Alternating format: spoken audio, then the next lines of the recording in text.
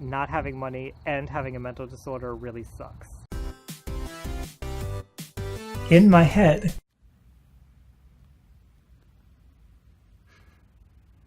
Hey everyone, I am in a parking lot in horrible lighting with people around me, uncomfortable as usual, but so begins my weekend adventures. I like to do some nice long videos in depth on a mental health topic on the weekend, so here I am.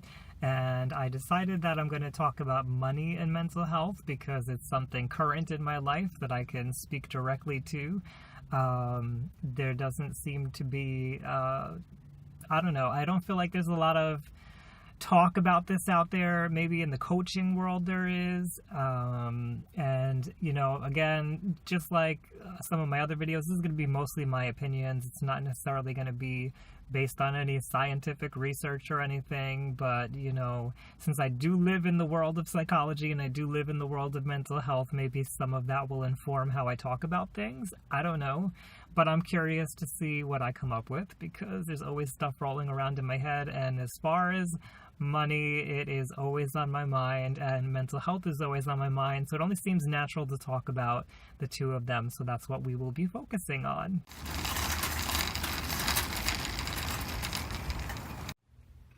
Still figuring out how to position this camera in the car for when I'm doing stuff in the car. As I mentioned a few videos ago, maybe like a week or so ago, I got maybe 2 weeks ago. Time is flying by. I got a holder in my car so I can move my hands a little bit here, but more so while I'm driving, I just don't have to hold the phone and fidget with the phone when I'm doing the important task of driving. So not that I'm one of those people who's playing on their phone text messaging while I'm driving, so I don't think that's the case. It's just very handy to have your phone available.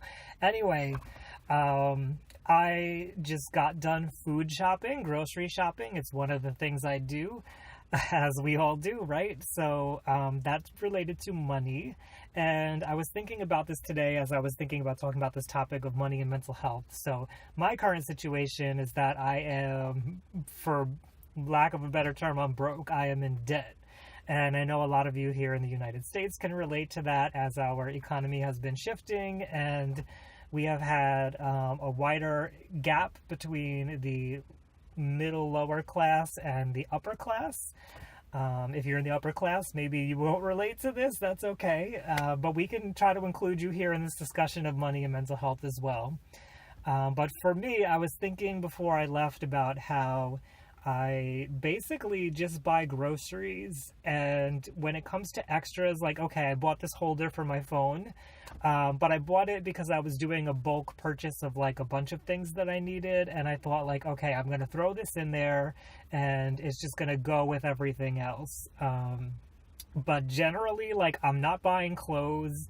It's been a really long time since I bought clothes. There's some cheap clothing items actually that I would like to purchase that this is something that I do. I open up the web browser and it sits there and it sits there and it sits there. It doesn't have to be clothing. It could be just about anything. It sits there and sits there and sits there for days and days and days and days before I finally decide, is it worth it or is it not worth it? There's actually a concert that's going on tonight that I would have loved to attend, but the price of the concert ticket, the train ticket, the subway ticket, and the time that I would have had to spend to do it, it just didn't add up for me because, as I mentioned, my current situation is that I do not have money to just throw around, and depending on how things go here, depending on how I manage my situation, I may wind up having to get a job, and it's not something that I want to do. It's not something that I'm looking forward to if that's going to be the case. I'm trying to do what I can to make that not happen.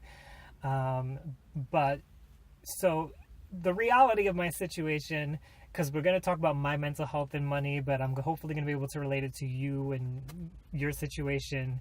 The reality of my situation is that I am in debt. I am deeply in debt, possibly the most debt I've had in my life. I'm not sure, because I know that I also got pretty up there at another point in my life, and I did manage to pay it all down. But I don't know how much you're actually interested in hearing about my personal perspective. I may reserve some of that over for Patreon, actually. Not trying to get you over on Patreon. Of course, I would appreciate anybody who wants to go over on Patreon. You can spend a little bit, donate to me basically, and you get extras and behind the scenes stuff. But I'm just thinking to keep this video a little bit shorter. Maybe I will throw some of that more personal stuff that maybe you don't really need to hear about over on Patreon, and we'll move on and talk about mental health and money here, so I'm not just kind of rambling on about myself. How does that sound?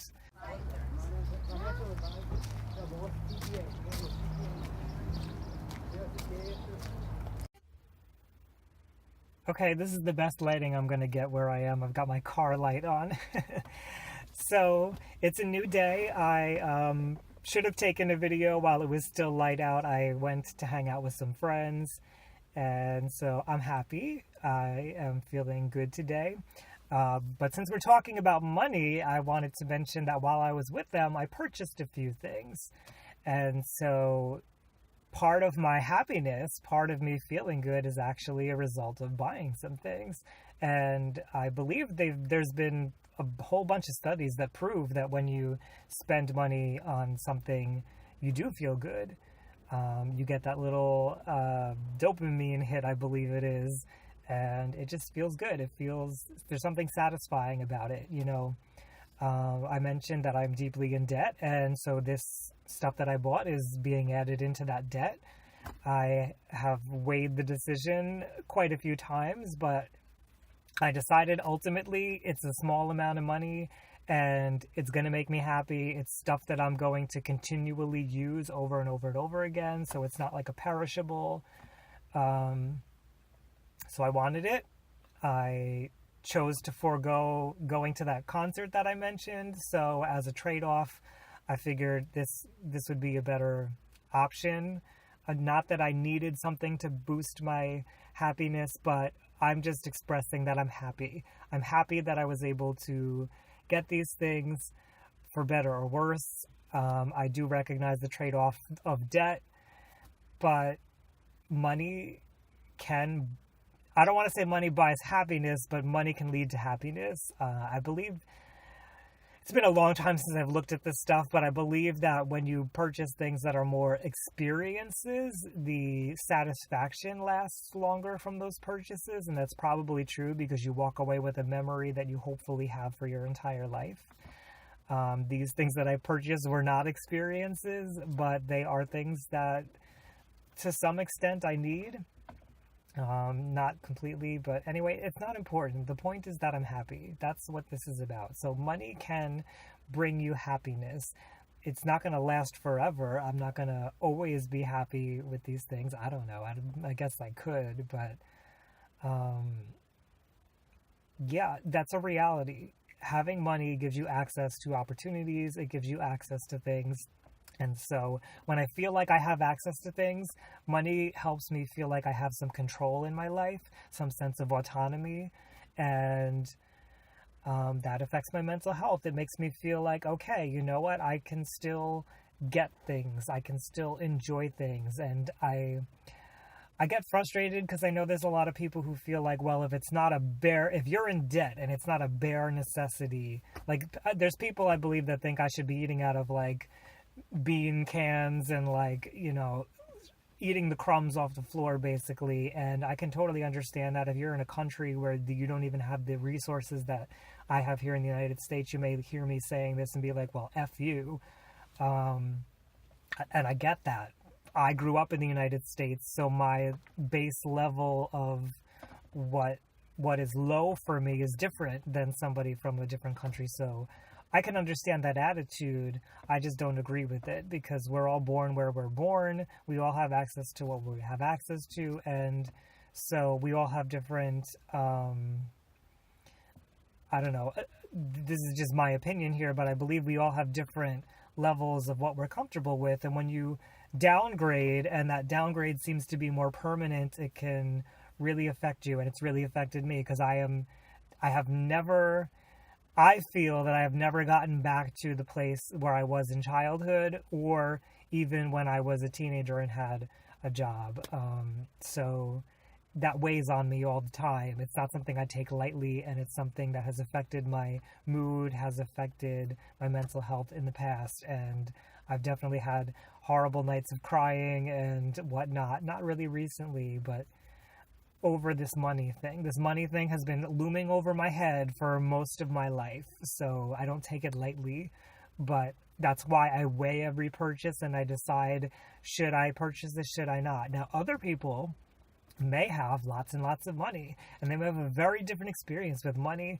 They may find it annoying to have so much money and not knowing how to spend it, and it can be a burden to them to have all that money, because people may only want to be your friend knowing that you have money, so like it puts doubts in your mind about why somebody might want to be around you. So I guess what I'm trying to say here is, though, even though I'm happy right now because I spent money on some things, money isn't always happiness. Money can also lead to problems. It can lead to distrust. It can lead to paranoia.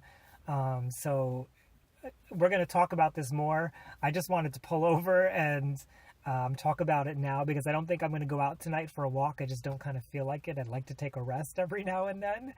So we'll continue more on this tomorrow. I'm sure I'll take a walk tomorrow. But right now, I'm happy because I walked away with some money. And of course, I'm happy hanging out with my friends as well. I always enjoy that. I enjoy the experience of company. But I don't know. Is there anybody out there who would say that they don't enjoy spending money? I don't know. Maybe there is. But for me, it just makes me feel a little bit better. As I mentioned, for me, it makes me feel a little bit more in control of my world. And I hate that feeling of being unsafe and out of control. So I'm happy.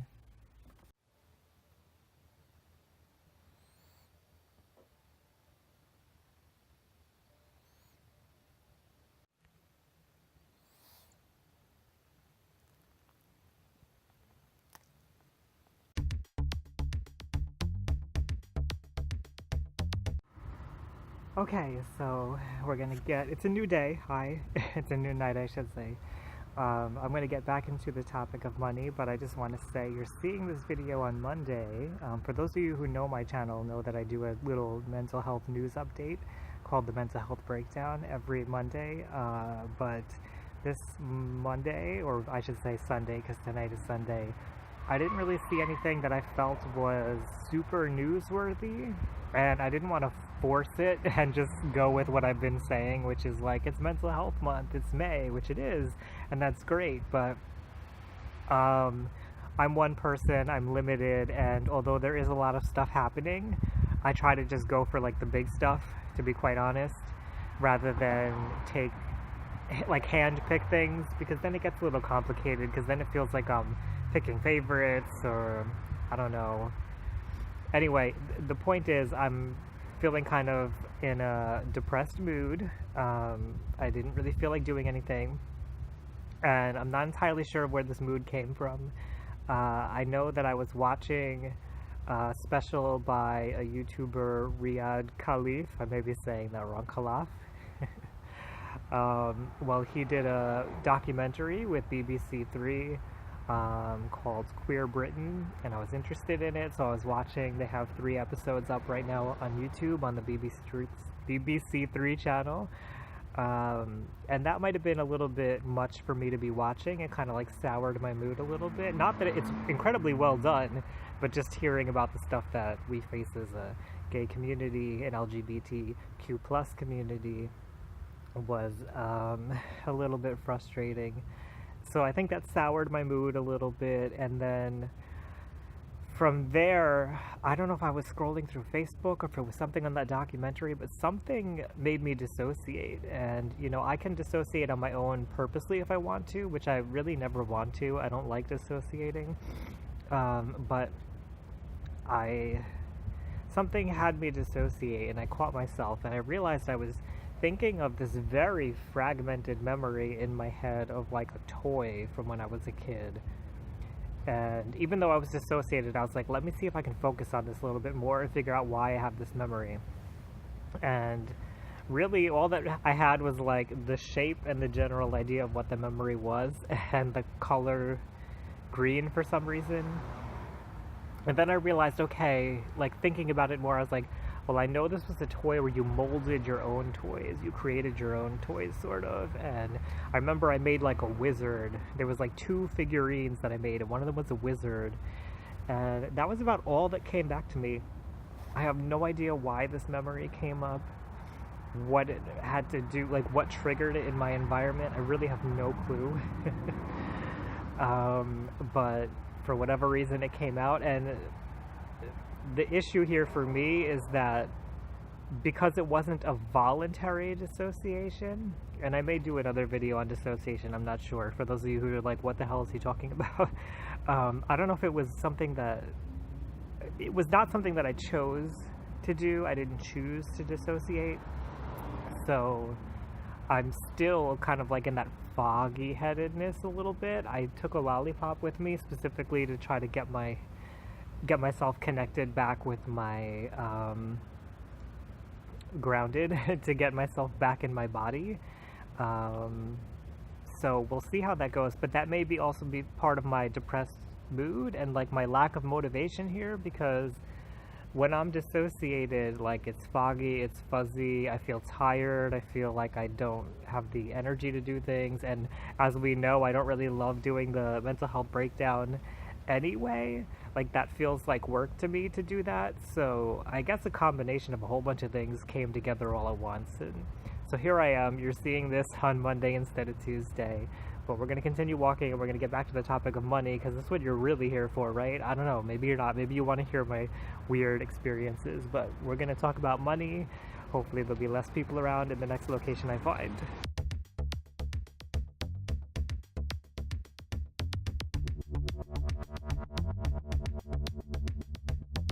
All right,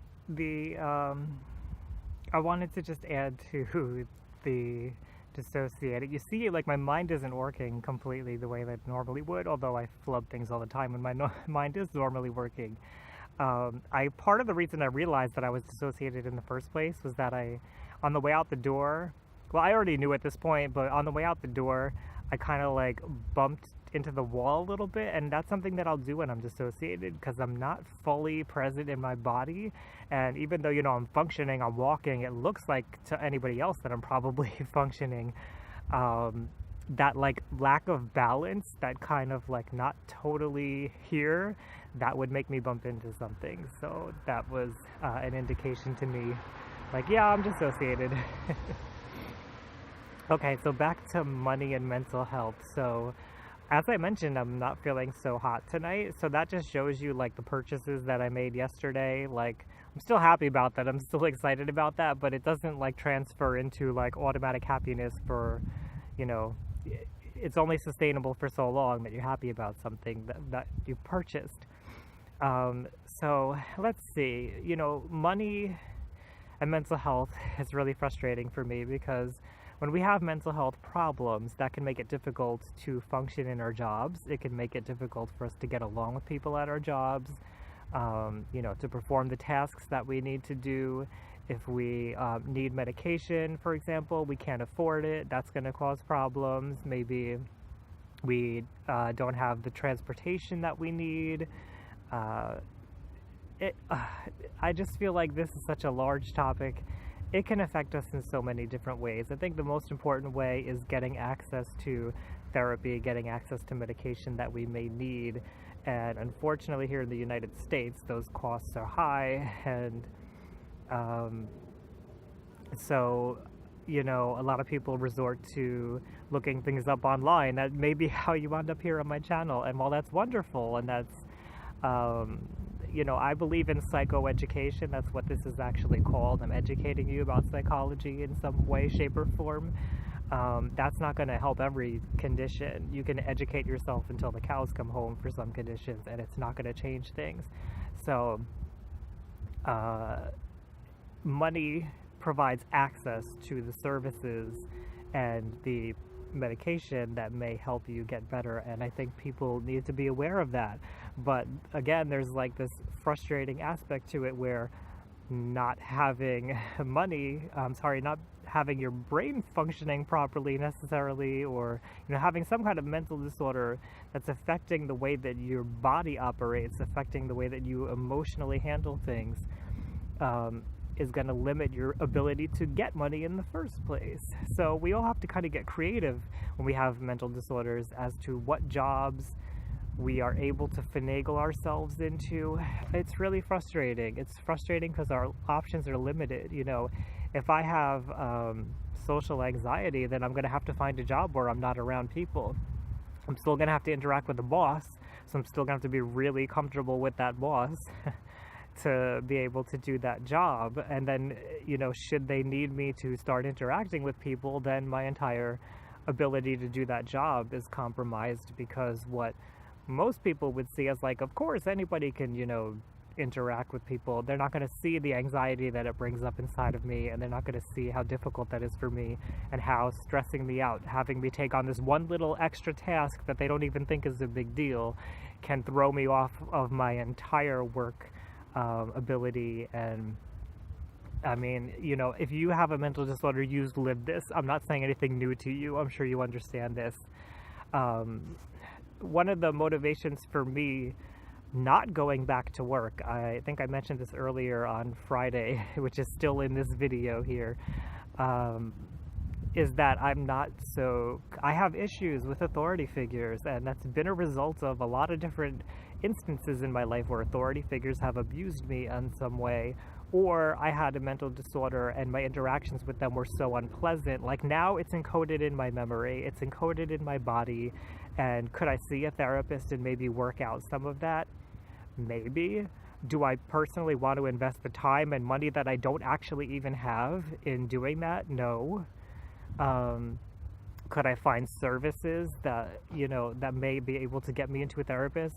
Maybe, but then if I go ahead and do that, I don't have the time to work on the business that I'm trying to do here. So it's a struggle. I have somebody approaching and I don't feel comfortable talking, so we'll continue somewhere else.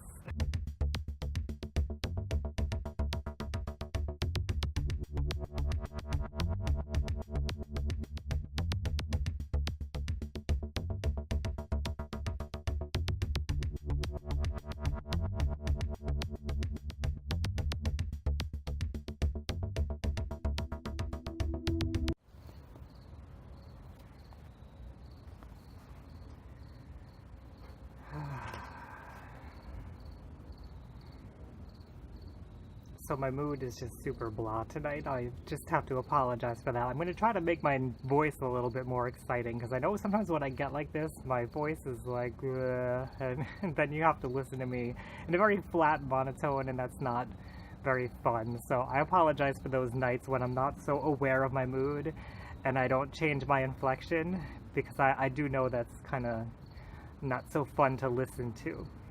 So, alright.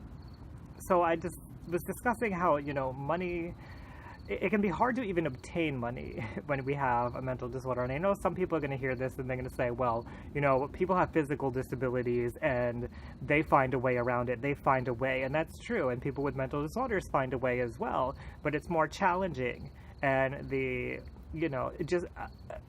don't even think it's fair to make the comparison, because we just face different obstacles. And people who have physical disabilities may also have mental disabilities, so let's just not go down that road.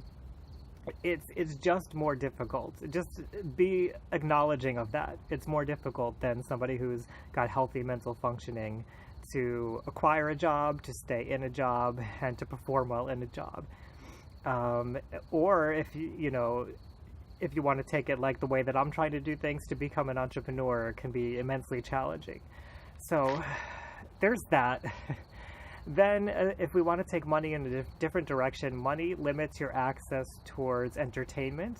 It limits your access to education sometimes. It limits your access to social gatherings. So it can limit your access to friendships and to find intimate partners. And, again, this is all stuff everybody faces to some degree or another. But when you have a mental disorder, you already have trouble with all of these areas. So if you have a mental disorder and you also have issues with obtaining money, or you just don't have a lot of money, it makes it even more difficult for you. What else did I want to say about money? There was something I wanted to get to.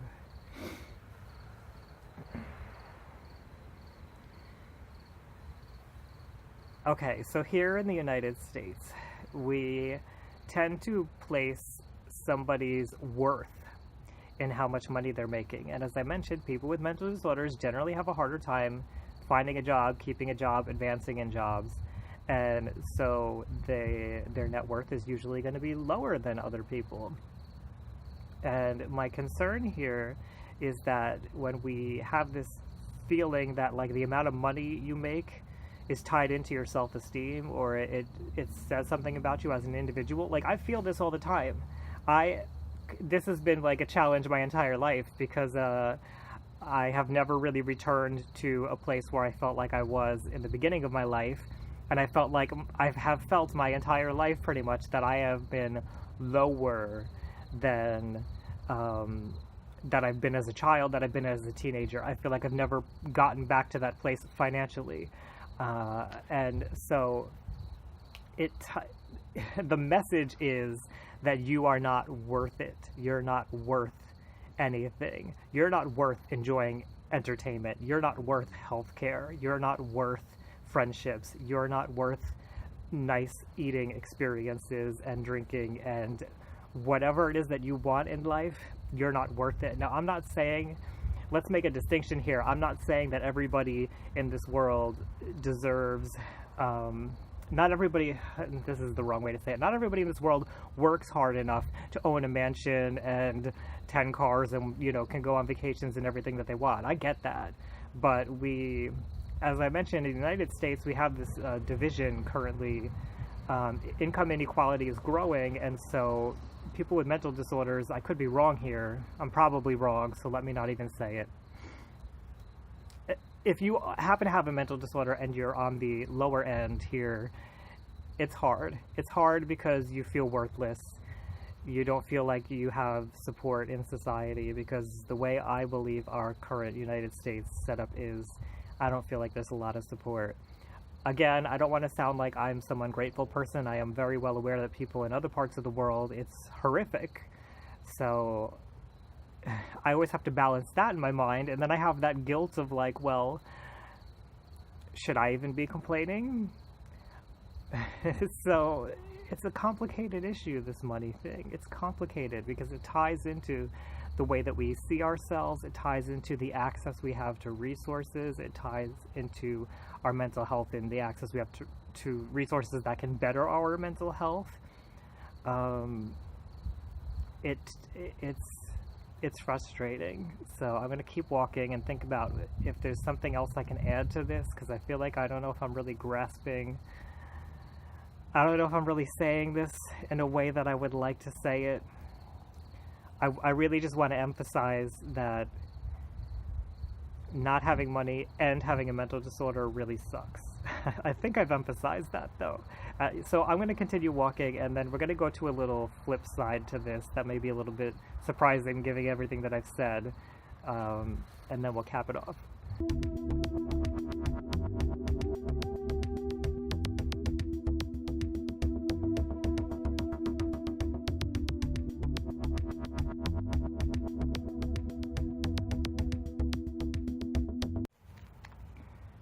I actually already ended the video, so I'm editing this back in. So you'll see this. I'm going to insert this into the video in a place that feels right. But I was reminded as I was walking that, you know, the fear of not having money is a very real fear, because it can lead to not having access to food, not having access to shelter, being on the street, not having clothing to protect yourself from weather. So it's a very real feeling. Not having access to healthcare, it can lead to triggering feelings of possible death, you know, and being alone, you know, abandonment fears. So it's very serious, and I just wanted to stress that. Ooh, look at that nice shadow. I kind of like this. I'm over here because there's somebody in their car not too far away, and I just don't like feeling like they're staring at me. So, okay, so I went over a lot of negatives of having money. I do want to say that it's up to you. If you have a mental disorder, you still have to try to find a way to integrate into society. You know, part of having a mental disorder is not functioning very well in society, so it should be an aim of yours to try to get your hands on money, however that is, hopefully in a way that is not antisocial, so not robbing and stealing from people and harming people. Which, by the way, is one of the reasons why I have a hard time, like, pitching myself here on this channel and trying to, like, sell myself, because I don't like that manipulativeness. I don't like that, deceitfulness that comes along with it sometimes. I don't believe in that kind of way of doing business. So, anyway, that was a little offshoot here. But, you know, it's up to you if you have a mental disorder to try to find ways to cope with it and try to integrate with society. I know that's not possible for everybody. And again, I know there's going to be people hearing this who are like, well, too bad. Like, that's the way it is. You just need to find your way. And I would say you're an a-hole, first of all, because you do not experience what that person goes through. Just because you can't see it on the outside doesn't mean that it's not difficult on the inside. But I would also say to somebody who says something like that, like, you don't know that that person's not trying. So let's hope that you never wind up with a mental disorder like whoever you're criticizing. Let's just put it that way. So I do want to take this and flip it a little bit and say that even though we have seen studies that show that money does make you happier to some extent, you know, we know there's a study, oh gosh, I'm not going to know very much about it because it's been such a long time since I've looked at it, but I believe it's like if you get to $70,000 in the current year of 2017, although this was done earlier, so it may be a little bit larger now, I don't know. But if you could get to $70,000 annually per year, then anything above that does not help your happiness. So that's still a significant amount of money. I have never earned $70,000 a year in my entire lifetime, so there you go. And believe me, I have tried in many different ways. And again, I threw that up on Patreon, my experience with working and stuff like that. But I'm trying to flip things here and say that, you know, even though all of that is true, money is relevant, it doesn't determine your ultimate mental health. It doesn't determine your happiness. And, you know, even people who are in poor countries, who are going through really hard times with illness, physical illness, bereavement, all kinds of things, moment to moment, day to day, you can find things to be happy for. You can find things to be grateful for. I'm grateful that I'm able to stand out here and not feel completely threatened by my environment because I don't live in a war zone. I'm glad that I do have a place to stay, even though it's not my ideal place to stay. I'm glad that I have access to food, and some of that food, while I'm eating it, I'm really enjoying it, you know? So you may not have physical things. I'm glad I can do YouTube. Like, hello, this has been so, I really enjoy this. I love doing this, so I'm glad I've got this. So you see, like, there's a smile on my face because I do enjoy it. I enjoy talking with all of you, and learning about you is something else that I enjoy. So there are free ways to find happiness in your life, and your entire happiness does not rely on money alone. So I wanted to put that out there so nobody feels like that's the case. And I also want to say, even though I said we do tie a lot of our worth, our self-esteem up into money, depending on the society where we're from, that also is not the only value that you have. Your ability to work in society and your ability to have access to things does not determine your entire self-esteem. You can find people, such as myself, who don't really care what amount of money you have, who will appreciate you for who you are, for other qualities, for being honest, for being open, for being true to who you are, and saying, here I am, I'm having a hard time. Like, I value that. I value somebody who can say to me, hey, I'm having a hard time. So I guess I'm going to wrap up this discussion of money here, and of course open it up to you. What has your experience with money been and your own mental health? I'd love to hear what's gone on with you, because my experience, as I mentioned, it's been so difficult my entire life, and I haven't really talked about this too much openly It's almost a little painful to talk about it. Like, it hurts to talk about this because it's such a pain point for me. So how has money interacted with your own mental health? I'd love to hear that, so leave that down below in the comments. Give me some context, give me a little bit like of your life, because I like to know that. I like to interact with everybody and know. If you are new here and you like talking about mental health topics, you like having this stuff come up every day, Monday through Friday I put out a new video and I talk about mental health, so subscribe and hit the bell if you want to see those videos. It'll notify you because YouTube's changed things around. You got to hit the bell if you want to get notifications every time. And thank you for being here, and I will see you tomorrow with a new topic. Bye everyone. Thanks for joining me again.